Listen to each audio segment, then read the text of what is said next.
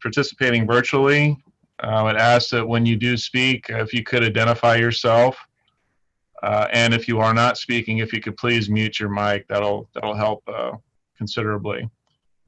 At this time, I'll call to the audience. Members of the public were asked to submit written comments related to the meeting through the MAG website. Comments may be sent at any time leading up to the meeting, but must be received at least 1 hour prior to the posted start time for the meeting.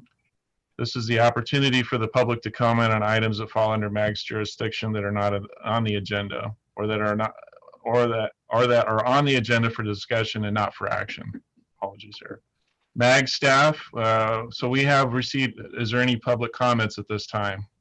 Mr. Chair, we did not receive any public comments. Thank you, Lisa. Next item would be the approval of the June 16th, 2020 meeting minutes. It's noted that there was no public comments, first of all.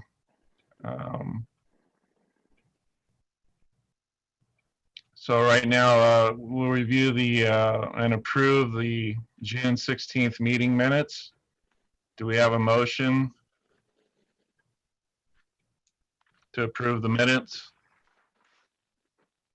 This is Patrick with City Mesa. Motion to approve. Do I have a second? This is Ramona with Town of Queen Creek. I'll second. Thank you. Was there any discussion on the notes?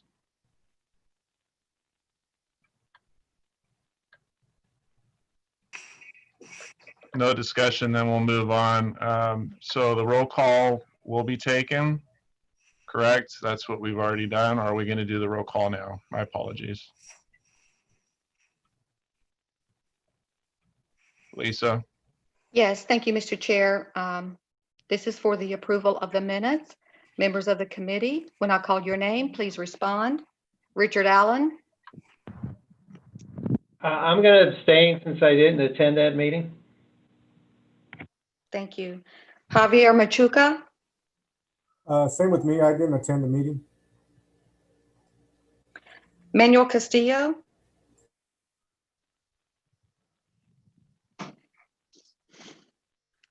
Manuel Castillo? I would just like to note that he is online. Wendy Kreitz? I'm here and I approve. I'm sorry, it's Manuel. I do approve. Thank you. Michael Denby? Rick Peters? I did not attend the meeting. Jack Mancalis?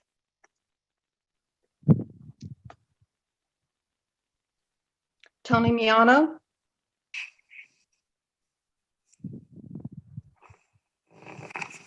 Paul Montes? I did not attend the meeting. Amy Morano? I approve. Patrick Murphy? Approve. Robert Parks? I approve. Aaron Redd?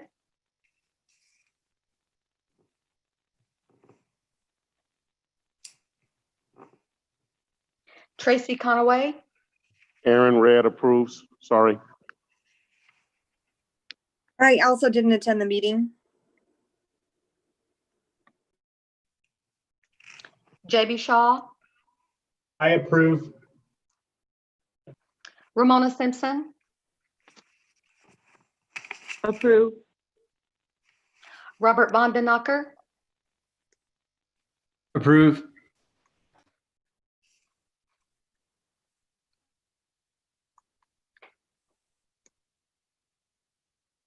Mr. Chair, we have 9 approvals and 5 abstains.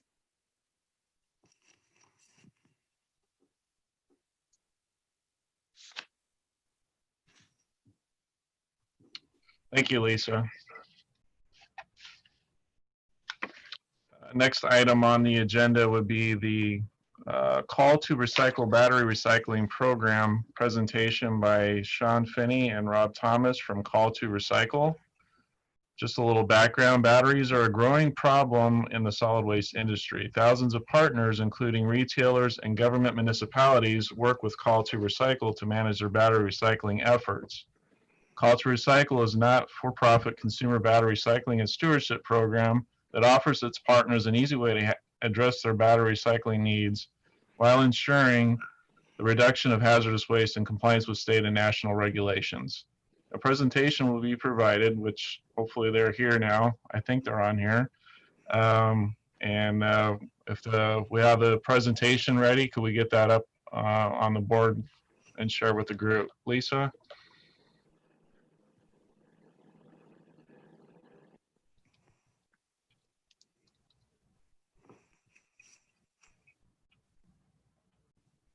All right, it looks like it's up. Are we ready to go? Believe it is. Awesome. Well, thanks for having us. We appreciate the opportunity. My name's Sean Finney.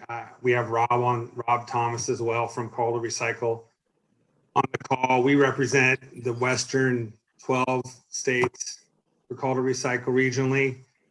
I've got the agenda today is about 10 to 11 slides, kind of going over who we are, what we do, some of the hurdles and challenges we see in today's hauling and collection from a battery end of life and safety perspective. Next slide, please. So as I mentioned, we're Call to Recycle. We're a national nonprofit, and we were founded in 1984 by the battery industry to address kind of the producer responsibility for these end-of-life batteries. We're primarily funded by rechargeable battery stewards, and most recently more fee-based, the higher watt batteries and battery collections. In the US, we're primarily a voluntary program. So there are a few states, Vermont, Minnesota, and New York, where the collection, or if you sell a product with batteries or the collection of batteries, it's mandated that there's an end-of-life product, but for most states, it's voluntary. We are also in Canada. The exception there is that it's a mandatory program there, and it's funded through or worked through the government, and it's a lower fee, but it's mandatory. So that's something you have to work through as a consumer and a producer of battery products in Canada. To date, we've collected over 160 million pounds of consumer batteries since 2019, with about 20,000 publicly accessible sites. These are commercial sites, retail sites, HHWs, haulers, etc. Next slide, please. So why batteries in the first place, and why Call to Recycle? Started in around 1994. The EPA was concerned about heavy metals, not only in landfills, but in incinerators, into the air quality, the content, the mercury content, mostly in the primary batteries. So the EPA passed a Battery Act, which basically phased out the mercury component.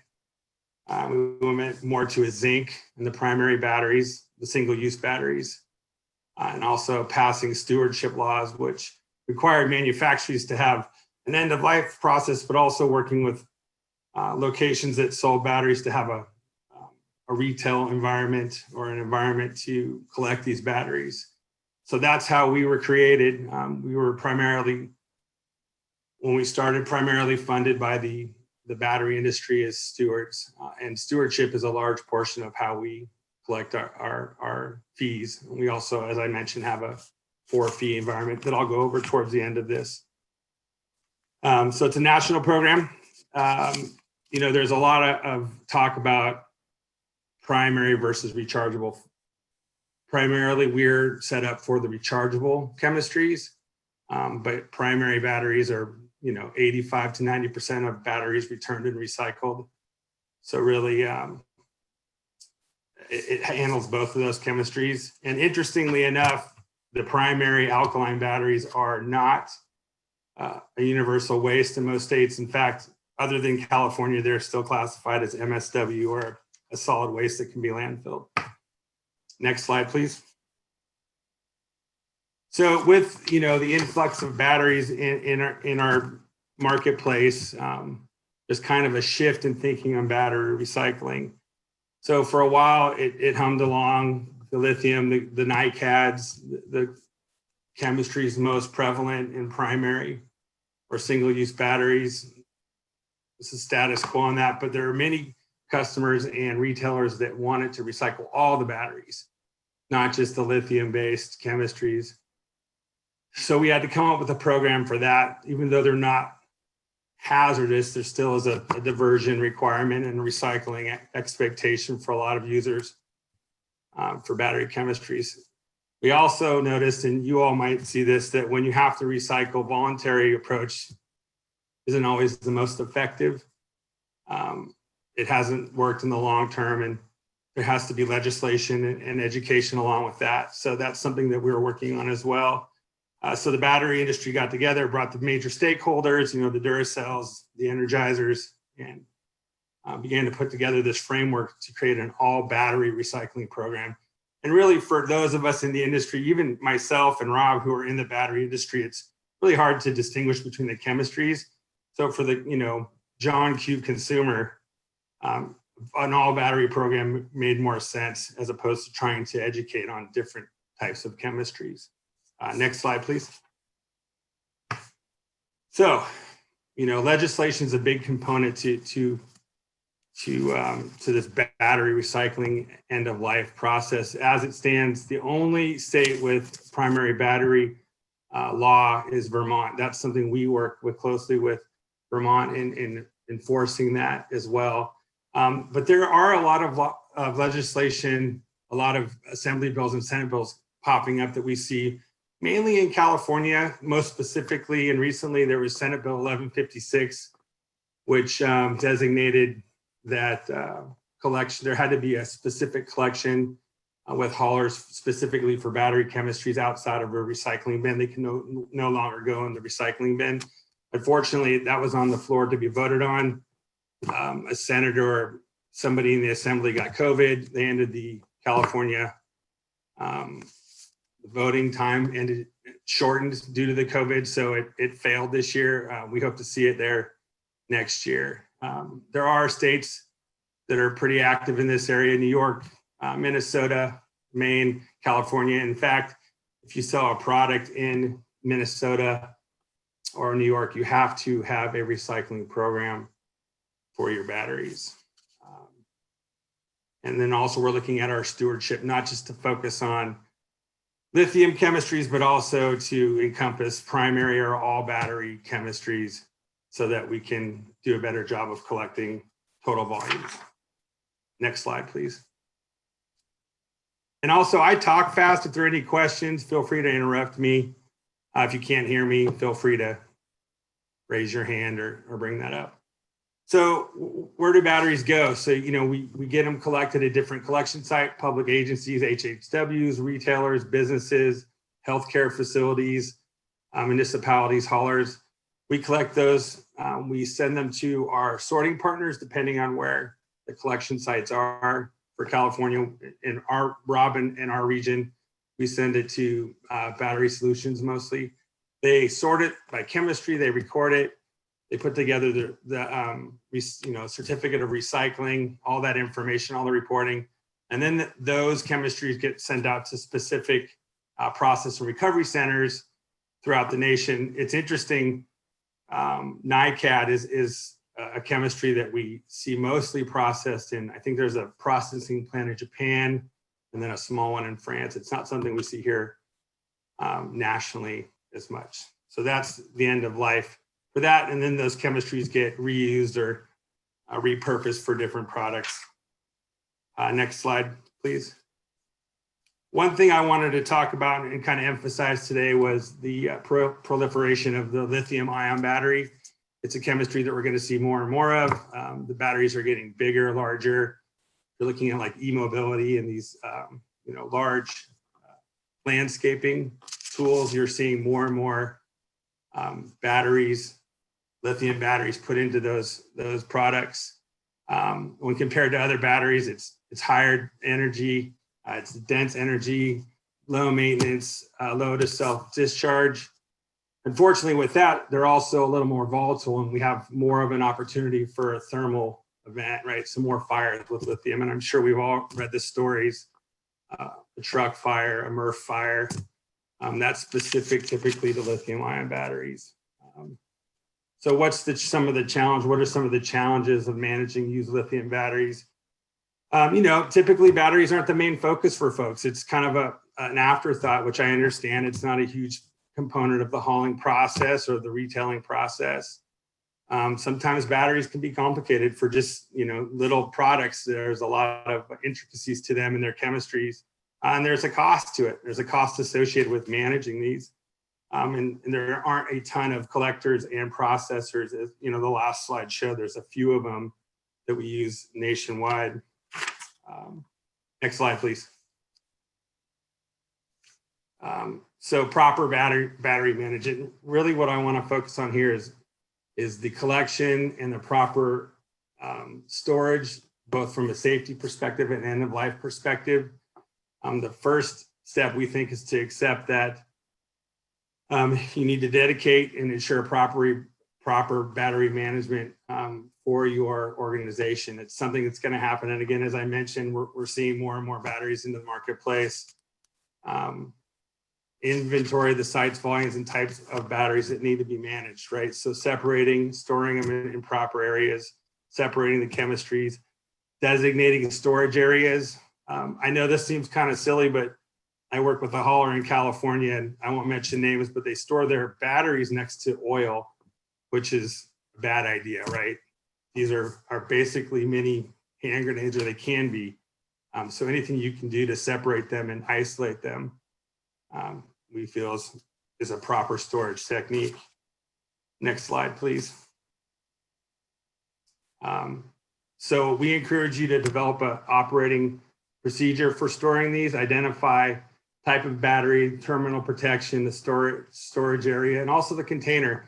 And at the end of this conversation, in the next couple of slides, we have a pretty cool outside the box storage and shipping solution for all chemistries, for program chemistries that doesn't involve terminal protection. I'll go over that in a second. Another issue are the DDR, the damaged and defective batteries, the swollen batteries. Those are dangerous. Here in the slide, it says kitty litter or sand. We have a product called Cell Block, which is a post-consumer recycled silica-based fire suppression loose fill. I don't suggest kitty litter, but I've seen everything from mentioning of water being thrown on it, horrible idea, or a metal rated fire extinguisher, which if there's nothing else available, that's fine. If there's a thermal event, what do you do? Well, it's hard, you can isolate it if you see it, but what if it comes in from a truck and it's dumped into a large area and you can't track it down? So really, these are things we can help with. We encourage training. We have training programs. There's also 49 CFR training, which has to do with the DOT, shipping regulations. We don't provide that training, but we have special permits that we can ship under that and handle that for you. Also tracking and adjusting volumes for your shipments, trying to isolate the possibilities for incidences. All right, next slide, please. So the good news is that we've been at this battery game a while. So we have a lot of resources, products, and companies that can assist you with this. And one of the things we're really excited about is in our bulk shipping of batteries for HHWs, especially with COVID being at the forefront now, is a 55-gallon drum with a loose fill fire suppression product where you can co-mingle these chemistries, not terminally protect them, which takes a lot of time. You can dump it in with this loose fill, and then when it gets full, cap it and send it out through our shipping, our special permit. Saves on time, labor. There's a cost savings as well. We're pretty excited about this. But on top of that, we've got trainings, we've got fire safety products, we have storage products.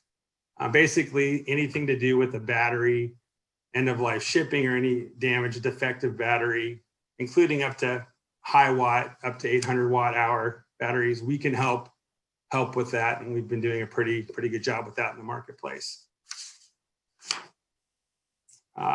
Next slide, please. So just to wrap it up, we've been doing this for about 20 years. We see a change in thinking on the resource management component of battery recycling and end of life. Really, this is pushed by the consumer demand in the types of products and batteries we're seeing. One of the things we've noticed is a lot of states have looked at battery stewardship laws and legislation. By using our program, we hope to shy away from that. I mean, in my opinion, the last thing we want to do is get 50 states to have 50 different laws about how you handle batteries. So we've found that using our program, it helps circumvent that and mitigate that issue. Stewardship's a big component of what we do. Like I mentioned, we're a nonprofit, and stewardship responsibility is a huge component of that. Any questions about legislation, battery protection, storage, or shipping, feel free to reach out to Rob or myself. We have a pretty good, if we don't have a solution for your battery program, we can connect you with somebody who does.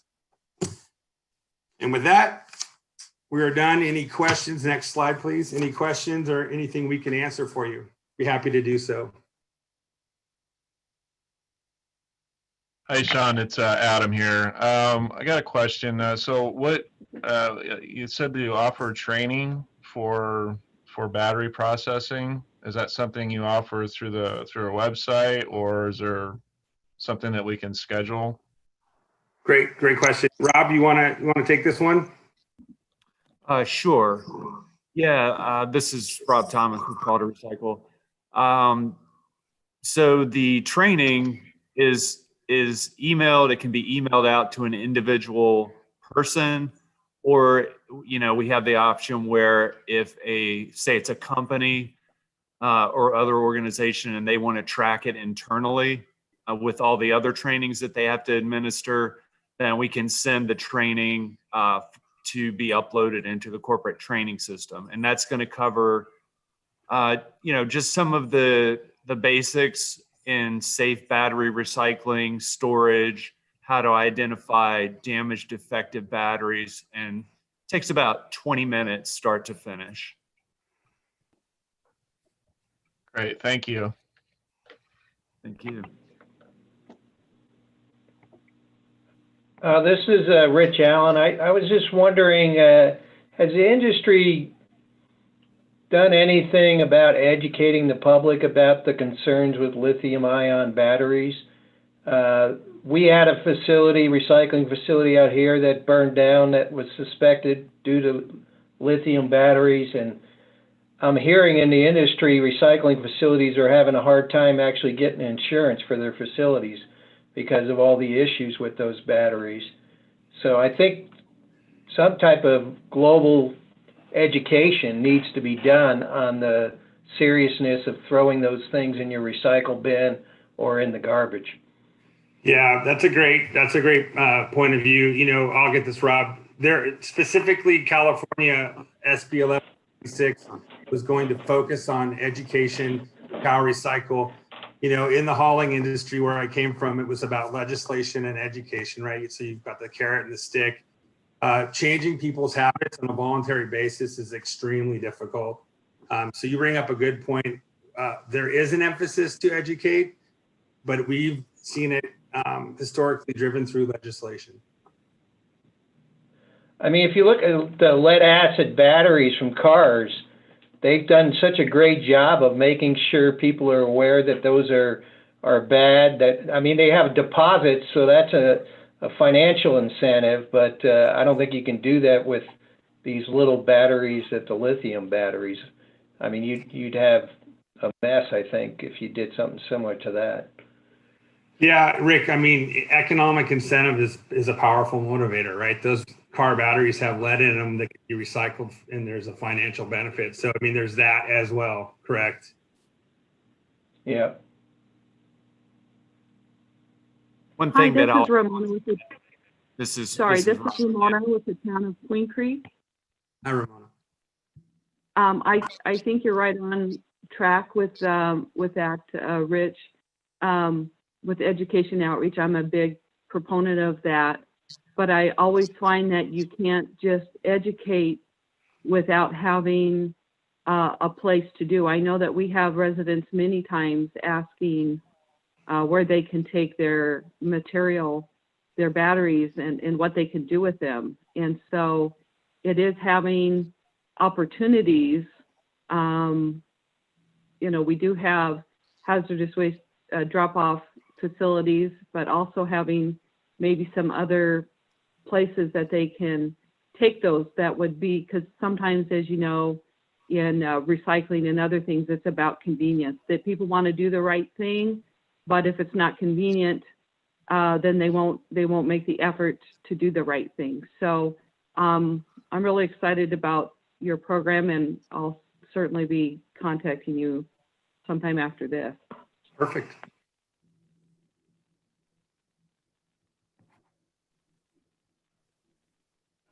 Was there any Go more ahead. questions?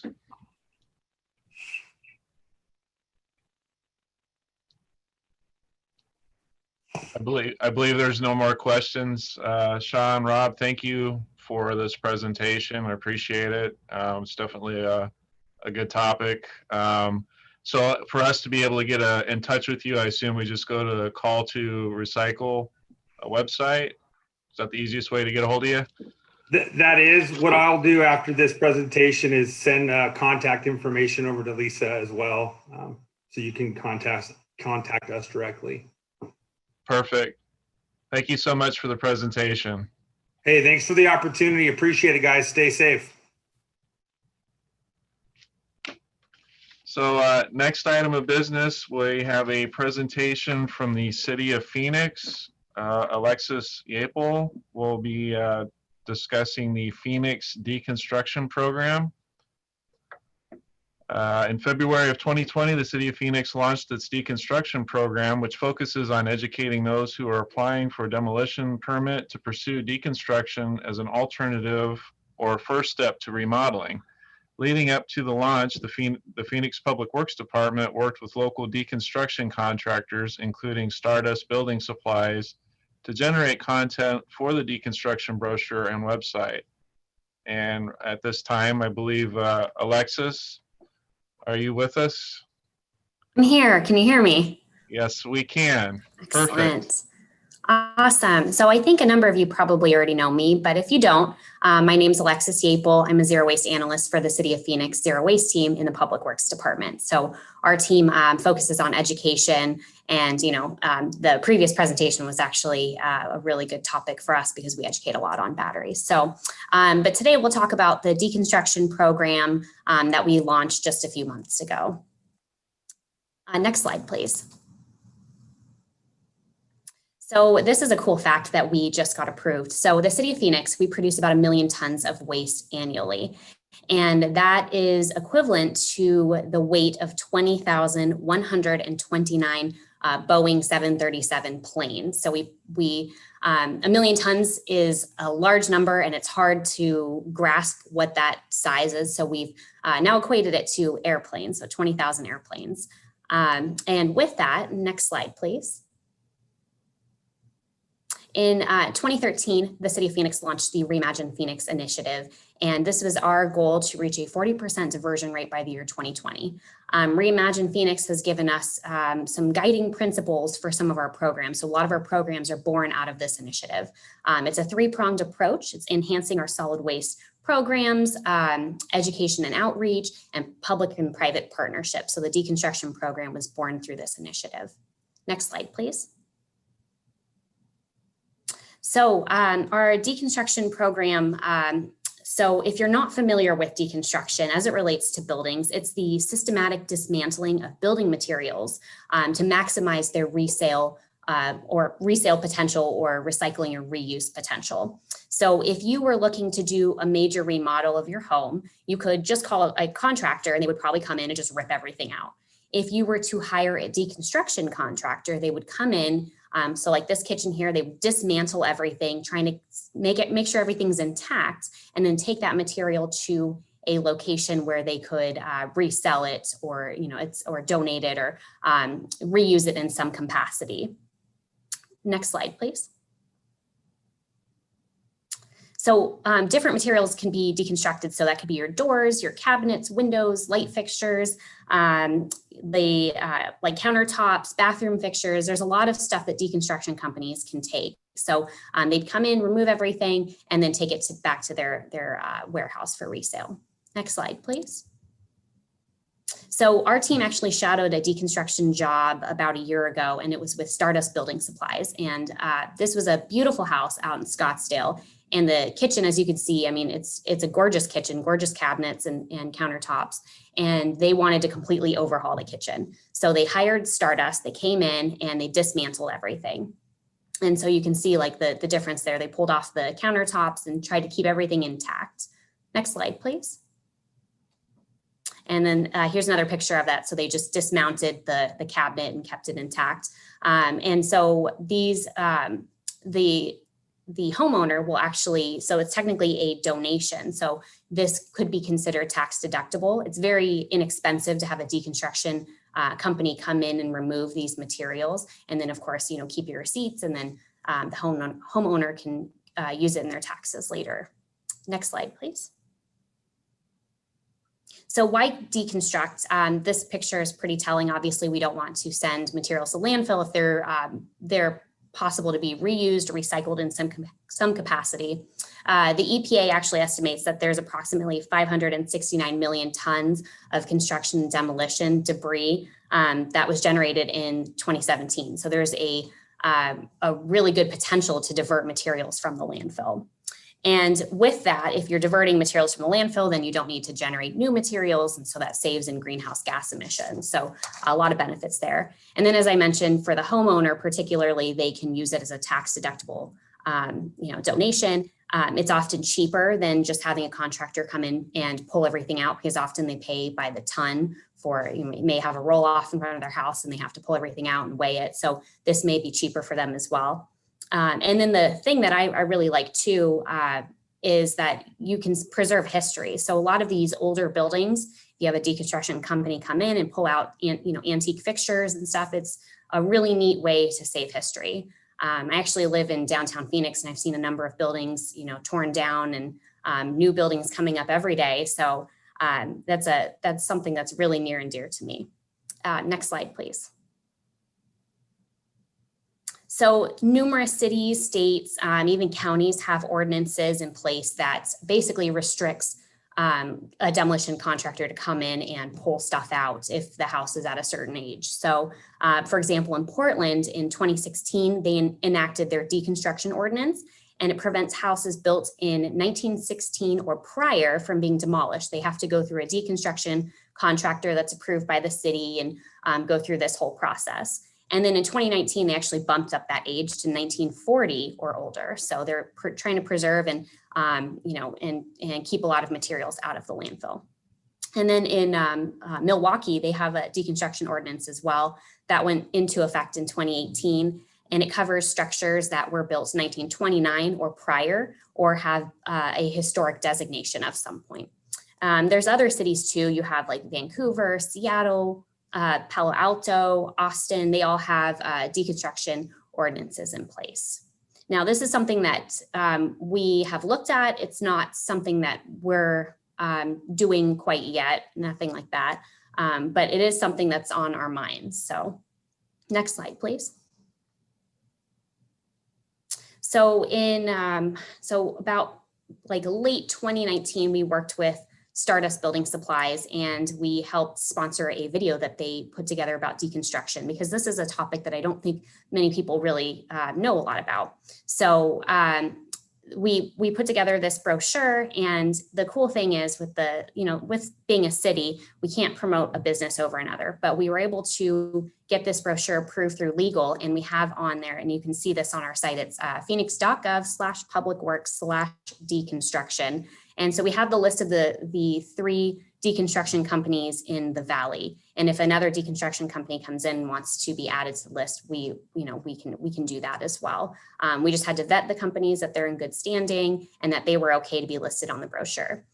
These brochures are distributed onto the planning and development floor. So this got approved in February, and the brochures were handed out down there so that when somebody comes in for a demolition permit, that they can turn around and learn more about deconstruction, maybe that they'll pursue that first. There was other plans in place to potentially put posters down there and maybe like have some video content playing, because our new elevators have the capability for that. But since this happened in February, COVID happened shortly after. So City Hall has been closed since March for visitors unless they have a appointment. So we're hoping that we can do more marketing once everything reopens. Next slide, please. So if you want to see that brochure, you want to watch the video from Stardust Building Supplies, this is the site that I was talking about. We'd like to expand it.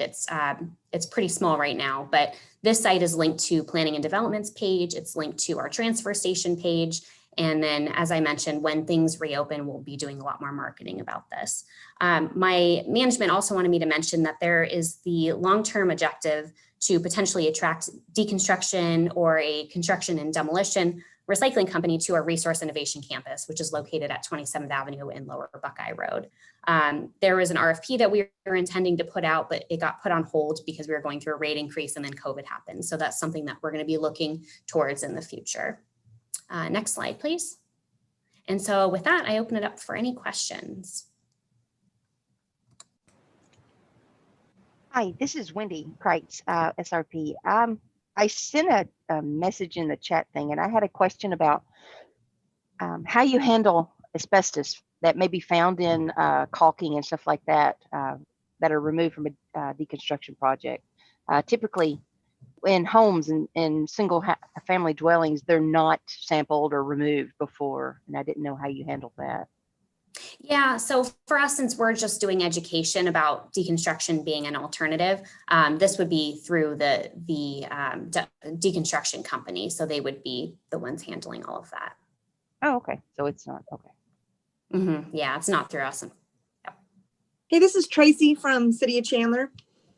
On Stardust, I didn't know, I haven't had a chance to look, but do you have other companies? Because Stardust is limited on what they'll take. They won't take certain materials past a certain date.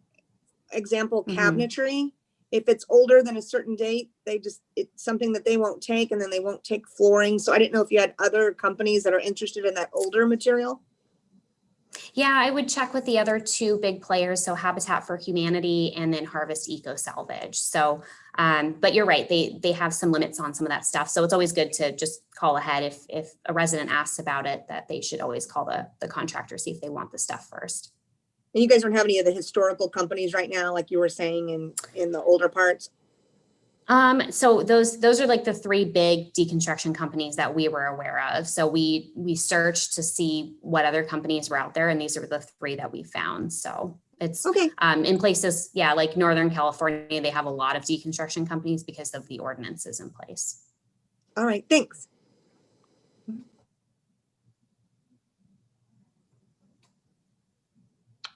Is there any more questions from the group for Alexis?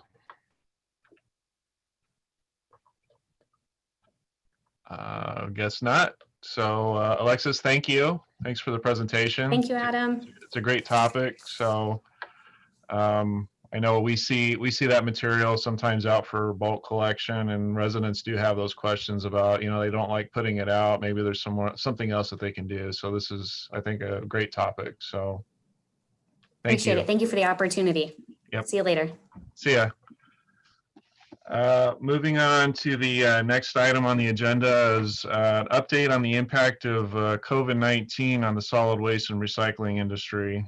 So at this time, members of the committee, we have an opportunity to provide an update on how the COVID-19 virus has impacted operations and programs in your area. If anyone would like to start off the conversation, I appreciate any input. It's an opportunity to share with struggles and solutions that we've come up with during this time. So if anyone wants to start, I'd appreciate it. And if not, I will.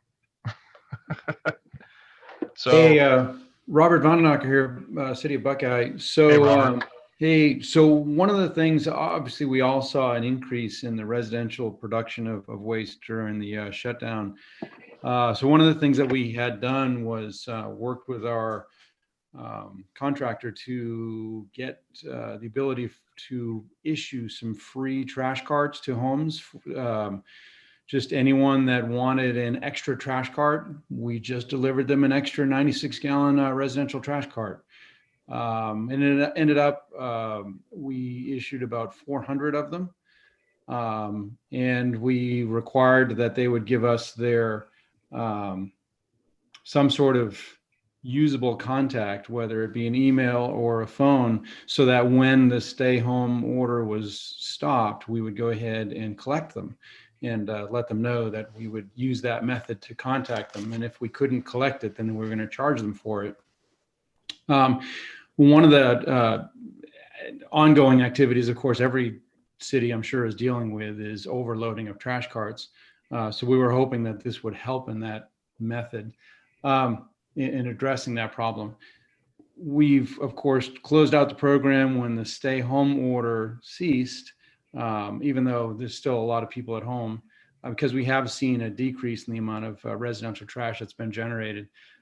So we've started to contact all these people to try to collect these trash carts. And in the process, about 60, almost 65% of the residents that had these extra trash carts decided to add it to their account, which to me, that's a huge win, because it just helps us to reduce the amount of trash cart overfilling and reduce the amount of spillage that's occurring. And I mean, it was something that we did for COVID. And as a result of having the program and then working to collect them all and contact the customers, it's been something where we've been able to address the other issue of standard overflowing that's been occurring. Residents just realized, hey, I need this can.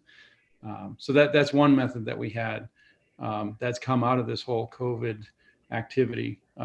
Then also we just started up our household hazardous waste drop off again last week, and we've got a lot of interested customers. So that's what Buckeye's got. Thanks, Robert. Anyone else?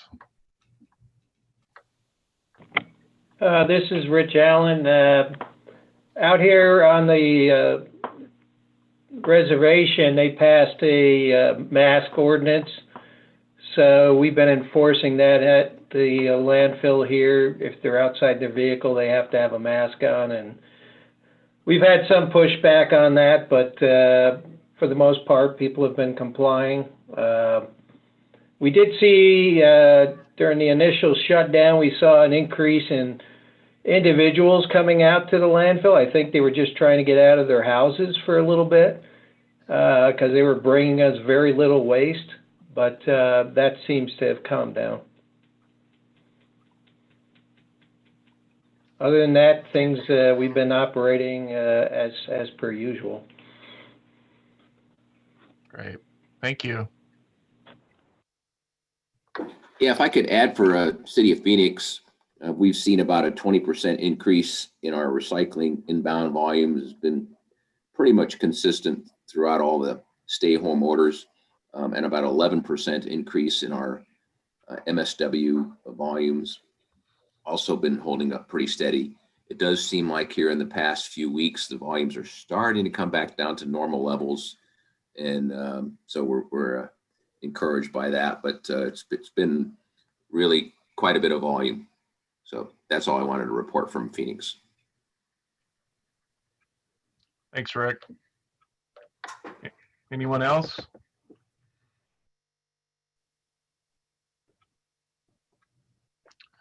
I can mention the city of Goodyear started implementing we use an app for staff to check before they come to work, just to, it's like a basic checklist with CDC guidelines.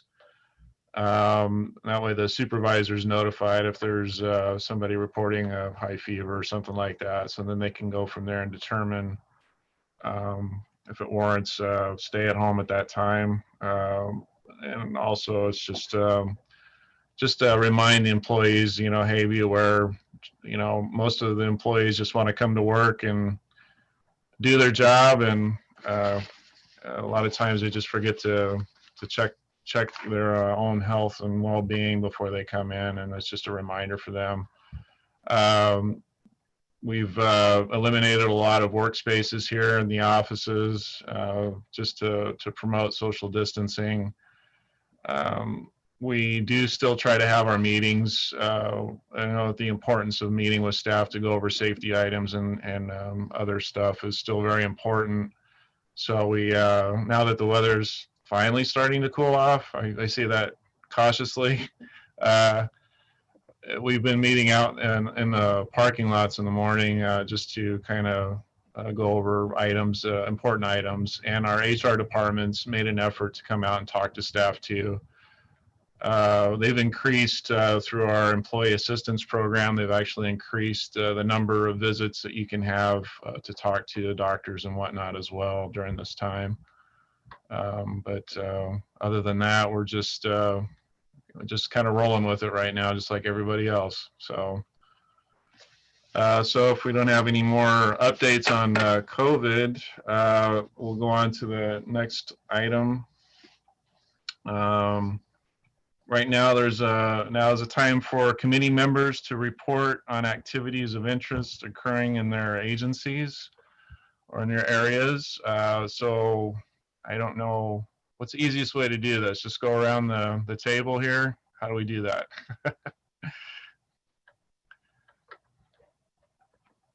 Let's see. Why don't we just start with, I'll just go down the list here. So I'll start with myself. City of Goodyear is still, with the COVID, we've put our HHW on hold right now. We are trying to look at other alternatives right now with some of the suppliers out there. We do know that there's a need for that collection. We're seeing a lot more calls coming in from residents that missed the service. We had to suspend our spring event, and now we're getting into the fall time when those same residents are asking us about the next event. So we have a meeting set up with the other regional cities, Avondale, Litchfield, Tolleson, and Goodyear, just to discuss some options that that are out there right now with contractors. We are looking at possible allowing residents to go drop off. I believe the city of Phoenix is allowing that right now, something similar to that. So that's from Goodyear. So next person, how about Ramona? Do you have any updates from the city of Queen Creek? Thanks. I always do. So COVID, there's been a lot of challenges, of course, but we've also found some good opportunities. So a few things that we're doing, we're working with Environmental Education Exchange. There are outreach in the classroom, and normally that would be in the classroom, right? So we are changing how we're doing that, and we're working on some virtual videos and also some activity pages that we're working on how like the teachers could download them, or we'll drop them off at the school. So we're pretty excited about this program, and that it will kind of change how we're outreaching, but it might give the teachers more resources and opportunities to provide education on various environmental subjects, trash recycling, water conservation, and stormwater pollution prevention. So we're excited about working on that program.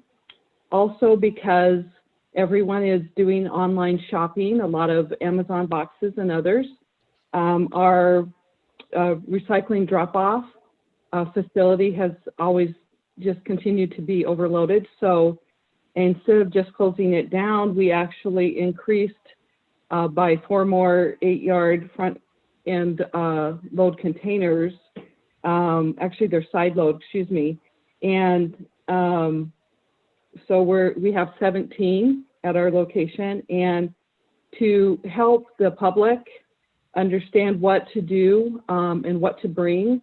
We've increased our outreach, and we've actually wrapped all of the containers with cute little monster recycling tips. And so, like, flatten your boxes, take out the material, no plastic bags, and those kinds of things. And that has really worked well.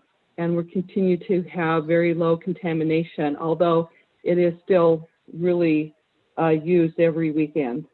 We're also working on a pilot program that we just instituted this month for paperless inspections.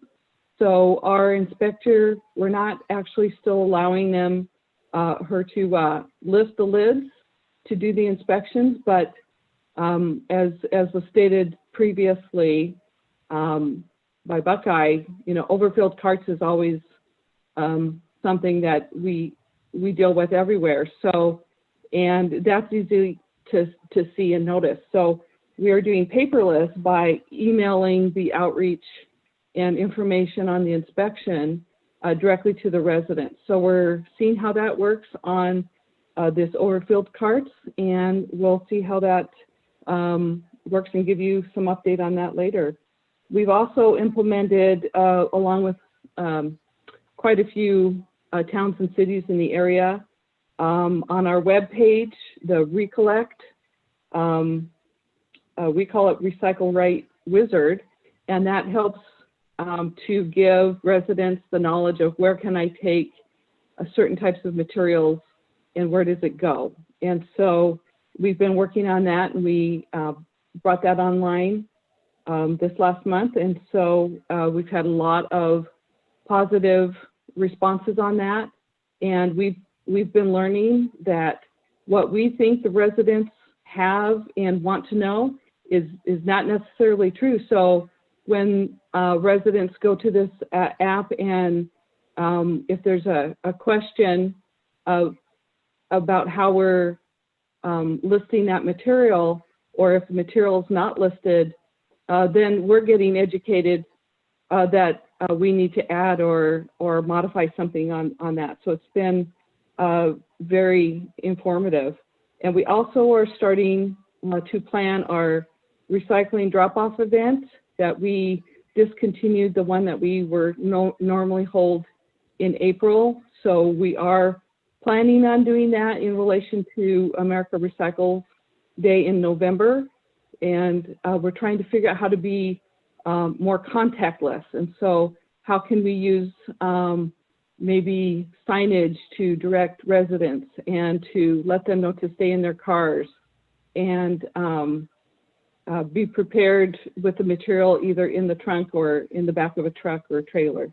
So we're working on that education outreach to the residents, and hope to have that recycling event in November get back to some sense of normalcy. So that's what we're doing in Queen Creek. Thank you. Thanks, Ramona. Was there anyone else that had anything for comments for the group? Activities going on, anything of interest from your areas? This is Patrick with the City of Mesa. I just wanted to point out a couple things. One is we're going to be installing a brigade camera system starting at the end of the month. That will give us ability to record the video for 30 days, as well as we're installing driver cams in all of our vehicles.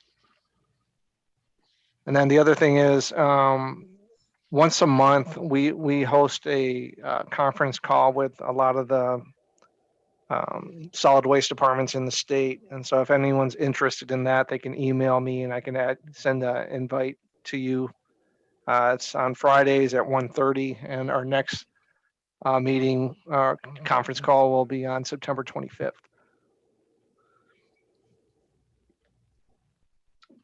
Thanks, Patrick. Yep.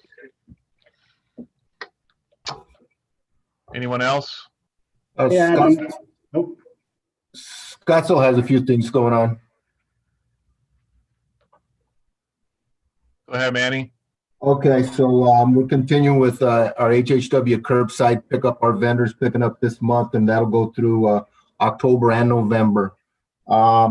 We are currently planning on having our electronics drop-off event. We canceled the last one. The next one's coming up on October 10th. We're planning on having that with observing the COVID precautions and limiting vehicles within the drop-off zone and of course, no residents off their cars. And we are so far planning to have that October 10th. Somebody was speaking earlier, Ramon was speaking about outreach and its challenges. So we did recently have a Zoom presentation for Scottsdale schools, and that went well. So we're hoping to have some more of those. And service levels, we've been able to, speaking of the COVID, we've been able to keep up service levels as far as employees and the COVID precautions.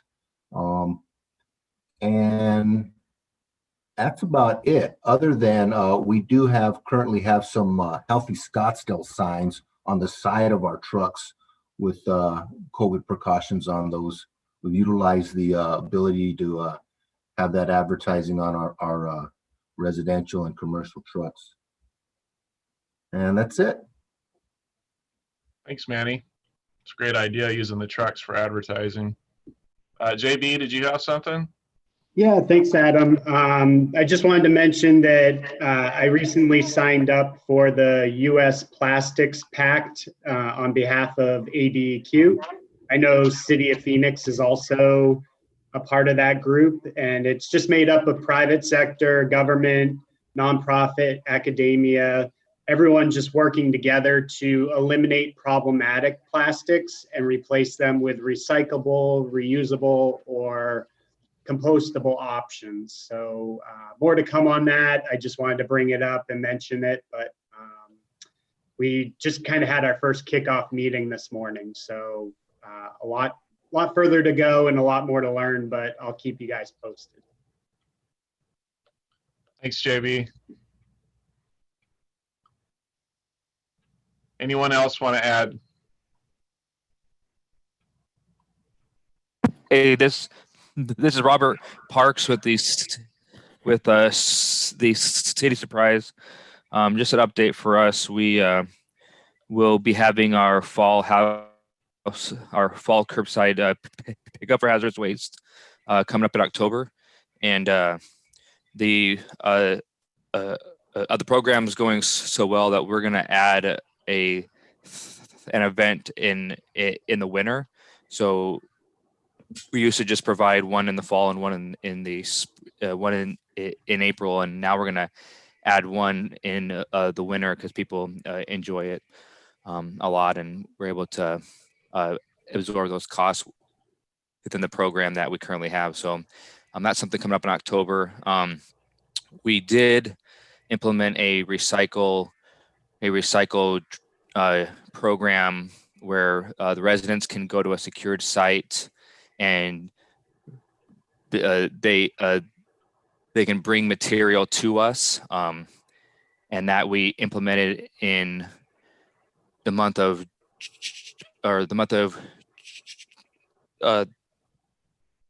we implemented it the first of this fiscal year. So it's been going on for about 2 months, and that's going well. Those who've been wanting to recycle here in Surprise now have the opportunity to come to our contained site that we have, and they can bring their material. And so that will continue on going forward, and that we will also, so we have an internal services for roll-off that we've had for the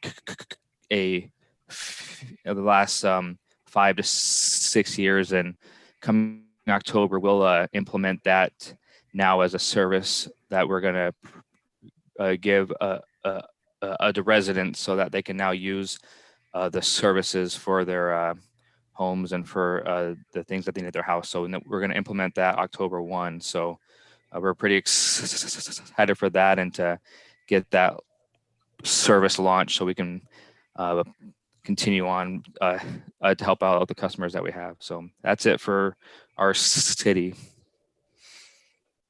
Thanks, Robert. Thanks for that update. Anyone else? This is Aaron with the city of Peoria. Back in late June, we started a pilot program with Routeware to update our Zonar software, fleet management system. And we started with 10 trucks. It looks like everything is on schedule and working well. Major upgrade and a lot of data we've been able to get. We're excited about the fact that there are multiple residents with multiple containers. And so we think we will be able to generate some revenue either by charging the extra fee for the extra container or by pulling the inventory and then being able to sanitize and place those in other residences so that we don't have to spend as much money on our containers. So looks like the end of September, end of this month, we'll be signing a contract for phase 2, where we'll go ahead and put all of it, put Routeware in all of our vehicles. We have a total in our fleet of about 50 vehicles or so about another 40 more coming online. We also secured a grant with the Recycle Partnership. And so in the months of April and May of 2021, we will install blue lids on our containers and on 2 routes. So we have a total of 4 routes. We'll do a controlled, I guess you should say, survey as to find out whether or not the blue lids are going to be aesthetically pleasing to residents, and then also whether or not just the lids themselves are enough to encourage recycling, the proper recycling, and cut down on contamination. So those are a few of the things that are coming online in Peoria. We're excited about. Great. Thanks for the update, Aaron. Anyone else? Yeah, it's Tracy and Chandler. Hey, Tracy.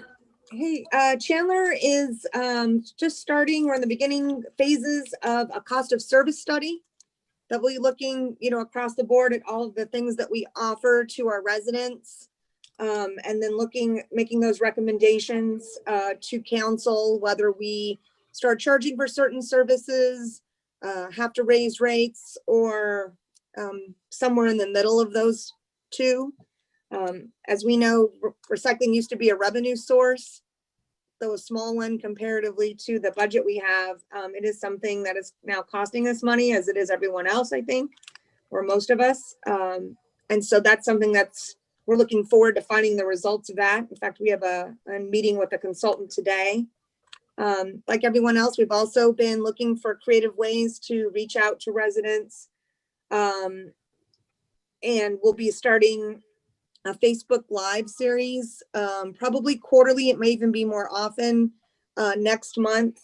And one of the things we'll be talking about is some of the services that we people can utilize, mainly, of course, talking about recyclables and the myths. I want to try to, let me see if I can do this right. I'm not very good at this on my video.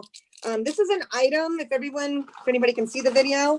We're starting to get these things that look like it's, it's basically cornstarch. And we're understanding that, it's got the big recycle symbol on it. It is coming in some of the food, like, I don't want to say HelloFresh particularly, but some of those. And talk to a resident, and if you can see, I'm really bad at this. It says right on here that this company, this material is recyclable, and it said it is insulated liner is made from paper and bio-based materials, and it is a certified curbside recyclable. So that was odd. I don't really know who certifies that, or if anyone knows about any organization that certifies material. And so I had a really good discussion with a resident, obviously thinking it's recyclable because it's got the recycle symbol all over it. But maybe JB or anybody else in an organization, have you ever heard of a certified curbside recyclable? Never. Yeah. I get a lot of questions on those things too, so I know what you mean. This this Climacell is like, a brand name like Kleenex. And if you look on their website, it talks about it. So another just item that we always have to give that information. And like Mona was saying, sometimes we're kind of tugging with that information to getting out to residents. So that's one of the topics that we'll be talking about, is kind of the myth of the idea, because it has the recycle symbol doesn't mean it goes in your recycle bin, and not everything that's made of plastic or metal or paper is necessarily belongs in there. But of course, we're also, we opened our HHW back up. We were closed for a while because we don't have a dedicated staff, and we pull staff from our facility, our recycling solid waste collection facility. We've always scheduled residents for household hazardous waste appointments, and that's really served us well, because we have been able to reduce the days or the amount of people that were coming in, especially when we were ramping back up. And we did take advice from the group that Pat mentioned.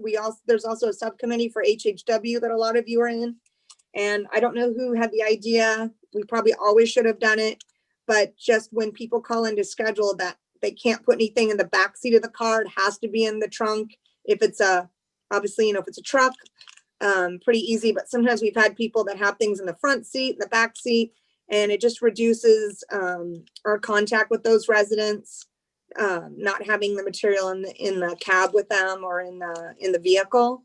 So we've taken some advice that we've gotten in that, but I know not everybody's capable, but even through, some kind of sign up genius program that's pretty accessible and I believe free, it is something to consider if you wanted to add, some kind of schedule. And then that way we can talk to that resident, find out what they're bringing in, gives us an opportunity often to let them know certain items we can't take, or limit the quantity of items that some people bring. And that has also helped us with reducing some contractors that are residents, but obviously they're bringing in the paint from their company or some of the material, and that reduces the cost and the staff time to bulk that material. So that's it for Chandler. Thank you. Anyone else?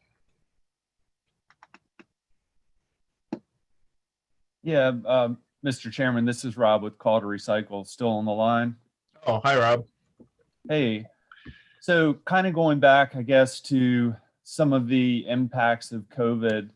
I know our organization has noted, temporary hours or closures with municipal retail partners ongoing. With some of the, it's good to hear that some of the drop-offs are going to happen in the fall for the residents.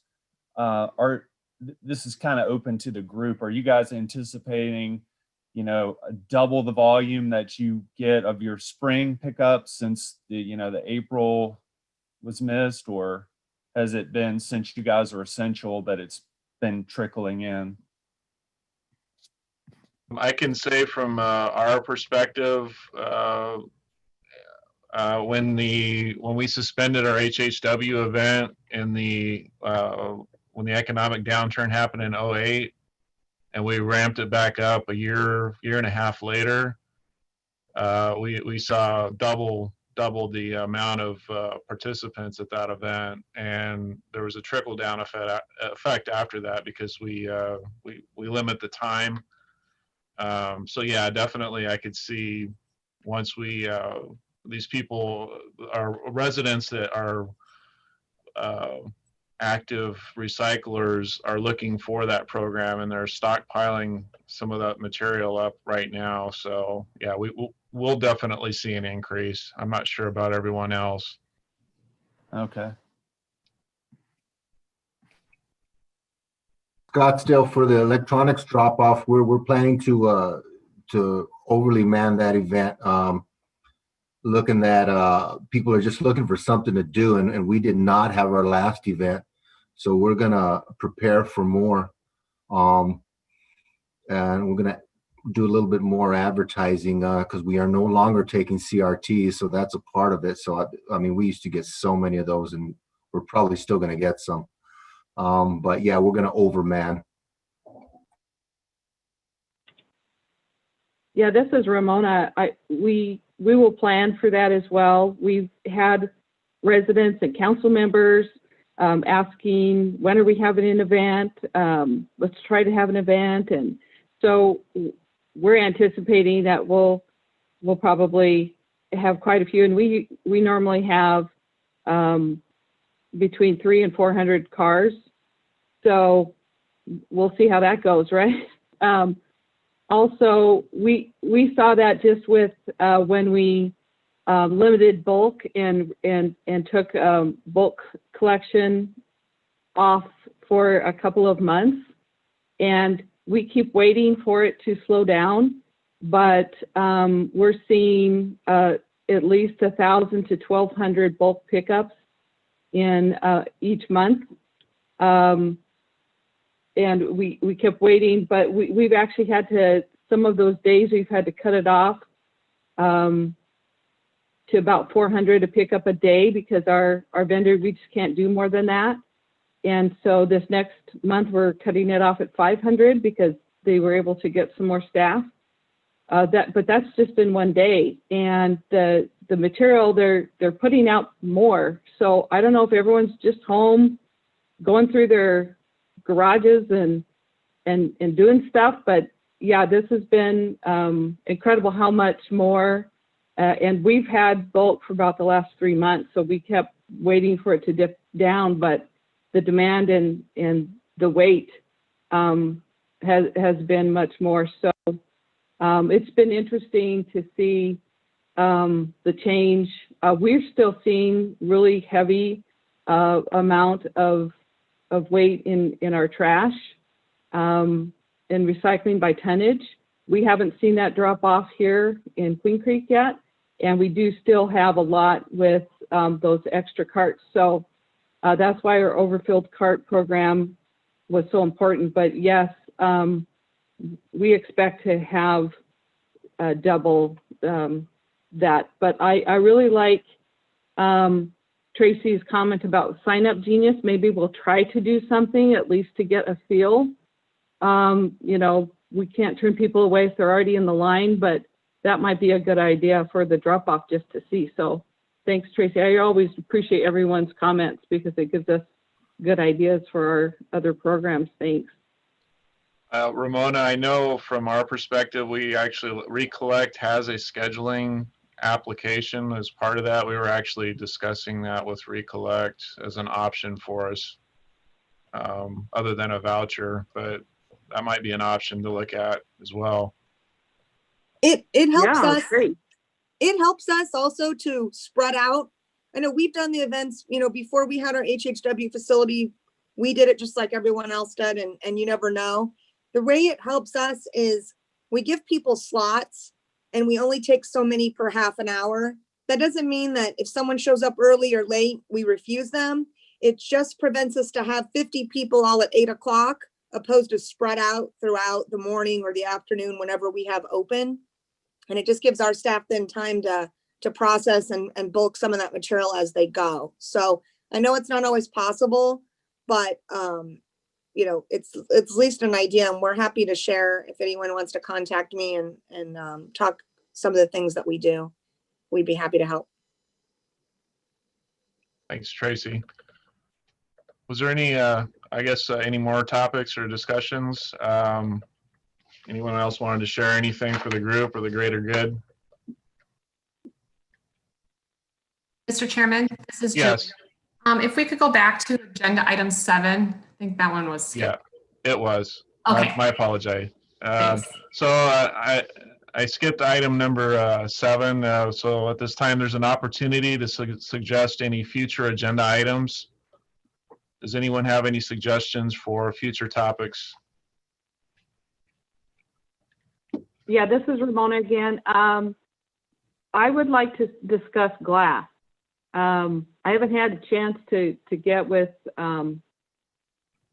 the glass recycling that's in Phoenix yet, but I would like to see if there's some way we could do some regional partnership or do something. I know it's something that some communities have just taken out of their program, but like I said previously, if there's opportunities and places for people to do something else with glass so that we can kind of single source it, that might be better than just saying no glass. And I know it is a tricky product to put in our recycling drop off, but now that we put it in, is there some way we can do something else with some other possible? We were thinking about maybe putting it at our recycled drop off as an individual container.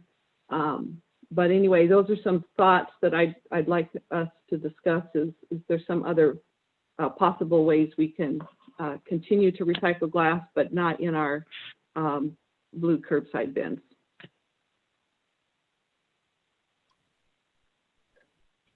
Thanks, Ramona. Any other future agenda items we'd like to add? Anyone else?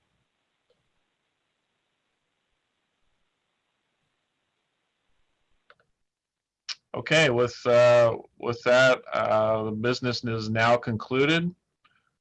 Is there a motion to adjourn the meeting? Motion by Rich Allen to adjourn. Thanks, Richard. Well, thank you, everyone. Have a great week, and we'll see you at the next meeting then. Be safe. Thank you. Take care.